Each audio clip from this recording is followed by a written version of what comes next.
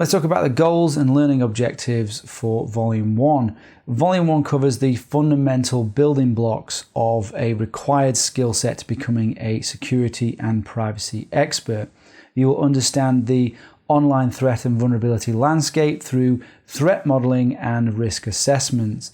This means you will understand in detail the threats and adversaries that we face, such as hackers, trackers, malware, 0 days, exploit kits, and much more. You will understand how to determine the potential risk that they pose, then how to mitigate that risk through the selection, implementation, and monitoring of appropriate security controls.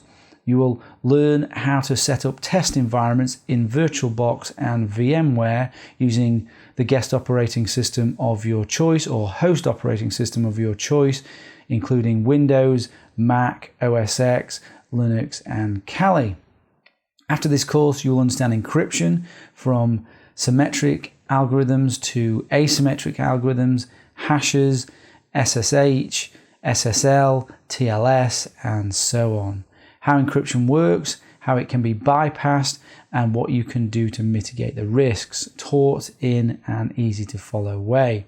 After this course, you will understand the security and privacy differences between Windows 7, Windows 8, Windows 10, Mac OS X, and Linux. We will cover how to make patching easier across those platforms, then how to mitigate their security and privacy issues. Patching is very important. It has to be covered in the fundamentals. You will learn practical defenses against social engineering threats like phishing, smishing, vishing, identity theft, scams, cons, and others. You will learn how to use isolation and compartmentalization as a security control, covering sandboxes, application isolation, virtual machines, Unix, and Qubes OS. This is Volume 1 of 4 of your complete guide to internet security, privacy, and anonymity. If you want to know about the continuation of the course through the other volumes, check out the bonus lecture at the end to understand how they all fit together.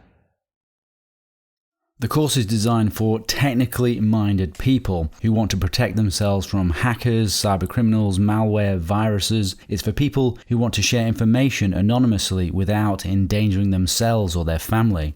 It's for those who want to keep their accounts, email, communication and personal information private from corporate or government tracking and spying. It's also for those with an interest in technology and the internet, like security professionals, students studying IT or security, also for freedom fighters, political or religious dissidents operating in oppressive regimes, journalists, businessmen and women where security, privacy, anonymity matters, also law enforcement officers and other agents who need a better understanding of how criminals avoid detection. It's also for those who care about government spying on their internet usage and want to avoid it. It's for law enforcement officers who are operating in hostile environments or undercover. And it's for those who wish to publish information anonymously, like whistleblowers, bloggers in countries with laws on the content of what they can write, and anyone who has an interest in security, privacy, and anonymity and wants to learn more.